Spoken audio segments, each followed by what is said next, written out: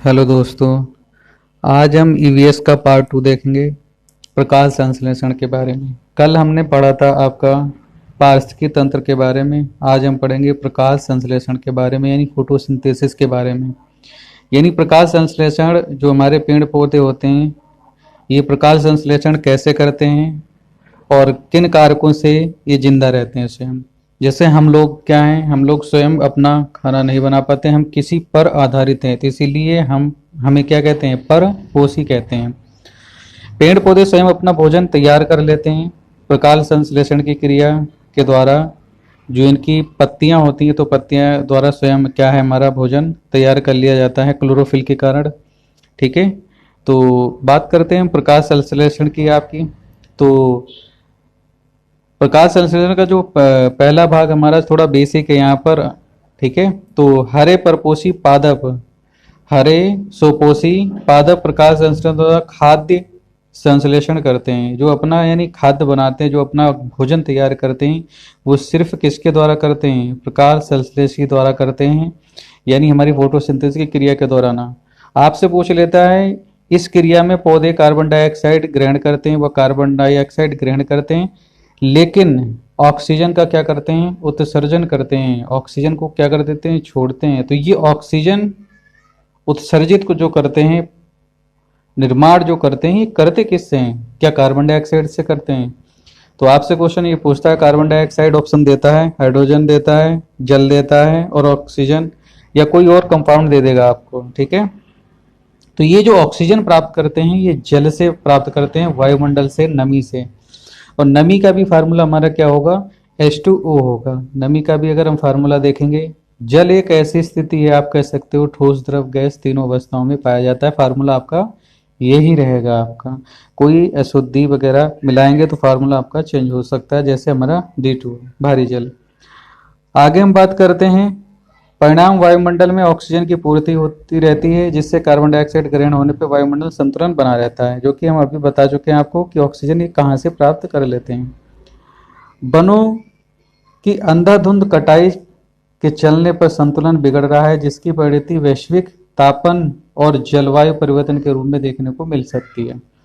देखो, आज हमारी औद्योगिकरण नीति अपनाई जा रही है। औद्योगिकरण नीति जब हम अपनाते हैं, तो आपका क्या है, जितने भी हमारे वन हैं, उन्हें हम धीरे धीरे नष्ट करते जाते हैं। अगर आप बात करते हैं थोड़ा वन की, तो हमारे यहाँ जो वन, भारतीय वन संरक्षण रिपोर्ट के अनुसार जो वन आपके यहाँ भारत में होनी चाहिए, वो 33% होने चाहिए। लेकिन वर्तमान की स्थिति में हम बात करते हैं, तो हमारे यहाँ जो वन है, वर्तमान की स्थिति में अगर हम बात करते हैं, तो भारत में वनों की जो संख्या है, वो आपकी क्या है, लगभग 24.38% है। ये हमारे यहाँ वनाच्छित है, यानी वनों की जो कुल क्षेत्रफल के अनुसार है। और होने कितने चाहिए, 33%, जबकि 33% है नहीं आपके यहाँ। तो वनों की क्या है, कमी है। फिर भी लोग क्या है, वन काटते हुए जा रहे हैं। अभी आगे बात करते हैं, तो वैश्विक तापमान हमारा क्या है, जो विश्व का तापमान बढ़ रहा है, वो भी क्या है, वन की कटाई के कारण ही धीरे धीरे बढ़ रहा है। हम बात करते हैं अब सूर्य की। देखो, सूर्य से जो पहला पार्ट आपका दे रखा है, यानी प्रकाश संश्लेषण, सो प्राकृतिक यानी प्रकृति में उपलब्ध है, ये तो नेचुरल है। ठीक है, और ये लगभग अभी हमारे कई लाखों वर्ष पीढ़ी तक आपका क्या है, प्रकाश संश्लेषण, यानी सूर्य तो स्वयं अपना प्रकाश बनाए रखेगा ही। आगे हम बात करते हैं मानव प्रयोग। ठीक है, यानी सोलर इंटू टर्मल, यानी मानव जो प्रयोग कर रहा है अपने सोलर सिस्टम के रूप में इसे प्रयोग कर रहा है। ठीक है, और मानव प्रयोग अन्य वस्तुओं में भी कर रहा है। आपका कारक क्या है, ब्लैकमैन के अनुसार, जो ब्लैकमैन के अनुसार इन्होंने बताया कि कारक क्या है इसका भाई। तो इसका जो कारक है आपका, हम देख लेते हैं, थोड़ा सा भाग हमारा है ये भी। जो हम कारक देखते हैं आपका, तो कारक में हम देखते हैं कि सबसे पहले ये क्या है, कार्बन डाइऑक्साइड, जो पेड़ पौधों की हम बात कर रहे हैं, कार्बन डाइऑक्साइड, और फिर जल, फिर प्रकाश संश्लेषण, यानी सनलाइट आपकी होनी बहुत जरूरी है। अगर प्रकाश संश्लेषण आपकी क्रिया है, तो उसमें सनलाइट होने का जरूर। आपसे ऑप्शन यही दे सकता है, कार्बन डाइऑक्साइड, जल, सूर्य का प्रकाश और तापमान। पर्णहरित यानी क्लोरोफिल्स भी दे सकता है, और पूछ सकता है which of the following option, यानी आपसे पूछ सकता है कि कौन सा ऑप्शन इसमें आपका बिल्कुल सटीक होगा। तो सूर्य का प्रकाश होना बहुत जरूरी है प्रकाश संश्लेषण की क्रिया में। अब होता क्या है, कि कार्बन डाइऑक्साइड तो पेड़ आपके, जैसे हम ही लोग छोड़ते हैं कार्बन डाइऑक्साइड, तो कार्बन डाइऑक्साइड पेड़ क्या करते हैं और साथ में जल लेते हैं। सूर्य का जैसे ही प्रकाश पड़ा है, सूर्य का यानी जैसे ही ऊपर से प्रकाश आपका पड़ता है, तो ये बनाते हैं क्या, ग्लूकोज बनाते हैं। क्या बनाते हैं आपके C6, ये क्या बनाते हैं आपके, ग्लूकोज बना देते हैं। ठीक है, ये क्या बना देते हैं आपके, ग्लूकोज बनाते हैं भाई। तो जब ग्लूकोज बनाते हैं तो आपका साथ में जल भी मुक्त करेंगे, ठीक है, और ऑक्सीजन भी उत्सर्जित करेंगे, यानी ऑक्सीजन का भी निर्माण करेंगे थोड़ा बहुत आपका। अब बात करते हैं यहां से आपका इन कारणों में आपकी कार्बन डाइऑक्साइड, H2O, सूर्य का प्रकाश और तापमान, पर्णहरित, जो कहीं पर सावधानी प्रभावी कारकों में हो जाता है, ट्रिगर कारक कहलाता है। आपसे पूछ सकता है डायरेक्ट क्वेश्चन, ट्रिगर कारक क्या है? तो ट्रिगर कारक यही प्रकाश संश्लेषण का जो क्रिया है, इसे ही हम बोलते हैं ट्रिगर कारक। ठीक है, ट्रिगर फैक्टर बोलते हैं। जैसे इसका सबसे अच्छा जो उदाहरण है, राजस्थान में जो बारिश होती है वो आपके इसी कारण, जैसे वर्तमान में आप देखेंगे राजस्थान में आपके लगभग 30 से 35, अगर हम बात करते हैं राजस्थान में जो बारिश होती है वर्तमान में, वो 30 से 35 आपकी क्या है, बारिश को मापते हैं हम सेंटीमीटर में, और जो मापने का यंत्र है हमारा वो क्या है, रेन गेज है। ठीक है, रेन गेज है हमारा। तो आपसे पूछ लेता है सिंपल सा, तो इतनी बारिश होती, लेकिन जब हमारा देश आज़ाद हुआ था और इंदिरा गांधी नहर का निर्माण से पहले की बात है आपकी, तो हमारे यहाँ राजस्थान में बारिश हुआ करती थी 5% मात्र, यानी बहुत ही कम थी। जब आपकी इसकी शुरुआत होती है आपकी, ठीक है, आगे हम बात करेंगे अभी इसकी।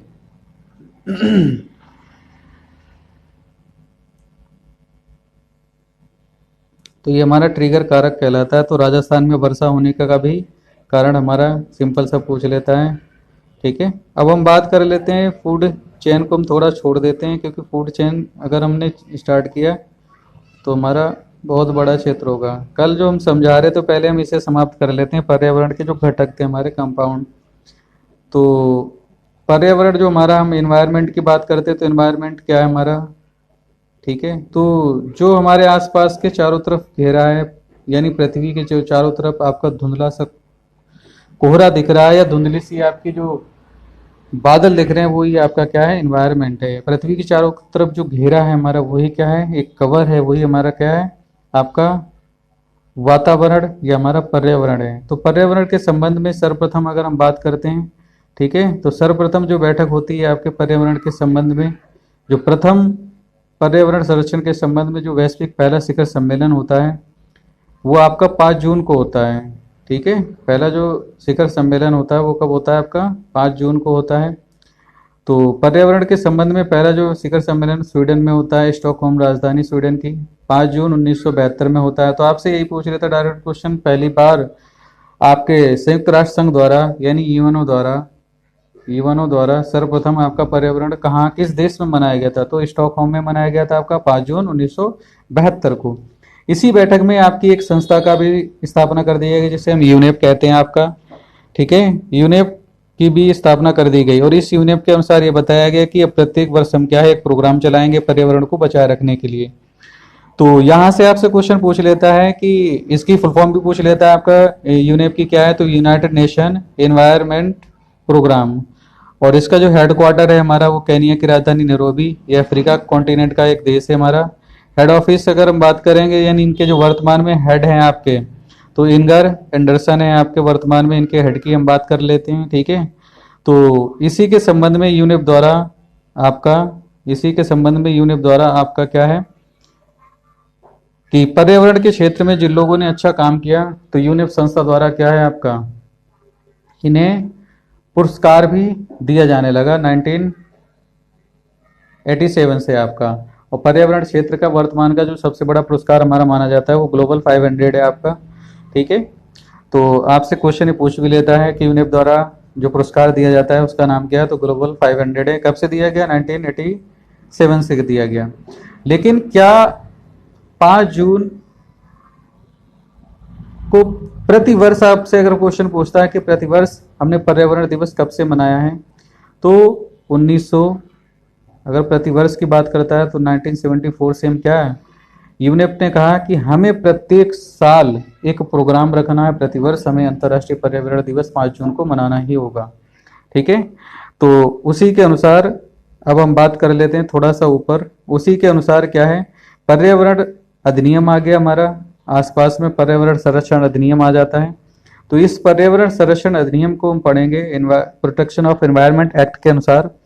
तो ये जो हमारा धारा 2 के अनुसार ये बताया गया। और ग्राउची ने एक पुस्तक भी लिखी, द नेचर ऑफ एनवायरनमेंट। तो द नेचर ऑफ एनवायरनमेंट में आपको देखने को ये सब मिल जाएगा आपका। ठीक है, बुक बहुत ही इंपॉर्टेंट है आपकी, तो पूछ भी लेता है एग्जाम्स में। The nature of environment book किसकी है? ए ग्राउची की है आपकी, ए ग्राउची की आपकी बुक है ये। तो पर्यावरण के संबंध में इन्होंने क्या है, 1986 में पर्यावरण संरक्षण अधिनियम 1986 में लागू हुआ। तो धारा 2 के अनुसार, आपकी धारा 2 के अनुसार हमारे पर्यावरण को क्या है, मुख्यतः जो है बांटा गया, जो मुख्यतः बांटा गया है हमारे पर्यावरण के, यानी घटकों को जो बांटा गया है, या आप कह सकते हो पर्यावरण के जो हमारे घटक हैं, कंपोनेंट्स ऑफ एनवायरनमेंट है, वो क्या है हमारे 3 हैं। ठीक है, तो घटकों की हम बात करते हैं आपके, थोड़ा सा वीडियो जूम कर लेते हैं भाई। तो घटकों की हम बात करते हैं तो प्राकृतिक घटक हमारा क्या है, प्रकृति द्वारा जो चीजें हमारे पर्यावरण को नुकसान पहुंचाती हैं वो हमारे प्राकृतिक घटक कहलाते हैं। जैसे हमारा समय मंडल यहाँ पे होगा, आपका जल मंडल होगा, ठीक है, और आपका क्या है, वायुमंडल होगा, जैवमंडल होगा और स्थल मंडल होगा। न यानी नेचर में आपकी जो चीजें हमें नुकसान पहुंचा रही है हमारे पर्यावरण के घटक को, वो हमारी प्रकृति कहलाएंगी।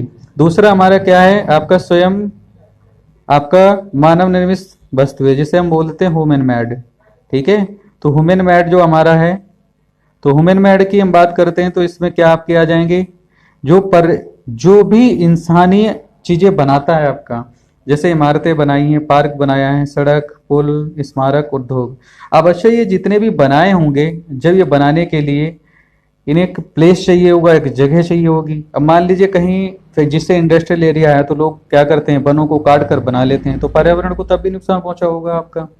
ठीक है, इमारतें बना ली तो पेड़ पौधे काट दिए, पार्क बनाया तो, सड़कें बनाई तो, पुल बनाया तो, स्मारक बनाया तब भी आपका, या आप कह सकते हो कोई शहर भी बसाया है, ठीक है, तब भी आपका क्या है, एनवायरनमेंट को नुकसान पहुंचा रहे हैं। स्वयं मानव कैसे नुकसान पहुंचा रहा है हमारे पर्यावरण को? अगर हम पर्यावरण पे मानव की बात करते हैं तो मानव स्वयं इसे नुकसान कैसे पहुंचा रहा है भाई? तो मान लीजिए एक व्यक्ति है और एक व्यक्ति ने क्या है, पूरे जंगल को आग लगा दी, तो एक समुदाय हो, एक व्यक्ति एक काउंट होगा ना। एक परिवार गया, एक परिवार ने क्या है, कूड़ा करकट खूब इकट्ठा किया और डालता रहा। एक समुदाय ने कूड़ा करकट इकट्ठा किया। धर्म के अनुसार पर्यावरण के संबंध में लोगों को विचलित करना। पढ़े लिखे नहीं होंगे तब भी आपके पर्यावरण को समझेंगे नहीं, तो हम उन्हें पढ़ाकर यानी समझाकर बता सकते हैं कि हमारी शैक्षिक स्तर ये होना चाहिए, हमारे देश में ये होना चाहिए। आर्थिक यानी इकोनॉमिक जो हमारी होगी, उनके ये बता सकते हैं कि इन चीज़ों से अगर आप ऐसा करोगे तो ये प्रभाव पड़ सकता है। राजनीतिक, ठीक है, तो ये हम आपसे क्वेश्चन यहीं से पूछ लेता है। ठीक है, मानव, कौन से मानव हैं आपके, कौन से मानव निर्मित हैं और कौन आपके प्राकृतिक हैं? तो हम प्राकृतिक घटकों को सबसे पहले पढ़ेंगे। तो प्राकृतिक घटकों में हम देखेंगे आपका, ठीक है, तो प्राकृतिक घटकों में हम देखते हैं हमारा, ठीक है, तो प्राकृतिक घटकों को हम 4 भागों में बांटते हैं। हमारा पूछ लेता है पर्यावरण प्रोटेक्शन अधिनियम या प्रोटेक्शन एनवायरनमेंट एक्ट के अनुसार हमने अपने पर्यावरण को कितने भागों में बांटा है धारा 2 के अनुसार? तो 4 भागों में प्राकृतिक कारकों को बांटा है। पहला भाग हमारा क्या है, अगर हम बात करते हैं तो हमारा वायुमंडल कह लिया, कोई सा भी हम कह लेते हैं, तो पहला भाग हमारा यहाँ से है आपका वायुमंडल। तो हम पहले वायुमंडल खत्म कर लेंगे, फिर हमारा जलमंडल खत्म कर लेंगे, फिर हम कर लेंगे आपके क्या, स्थल मंडल खत्म कर लेंगे। ठीक है, तीसरे नंबर पे हम क्या खत्म कर लेंगे, स्थल मंडल, फिर हमारा जैवमंडल। ठीक है, फिर हमारा क्या खत्म हो जाएगा, जैवमंडल। देखो जो पहला जो हमारा पार्ट था उसमें मैंने आपको दर्शाया भी था, 3 आपके इस टाइप से आपके कवर्ड बने हुए थे। तो बीच वाला जैवमंडल था, ये आपका जलमंडल, ये स्थल मंडल और ये वायुमंडल।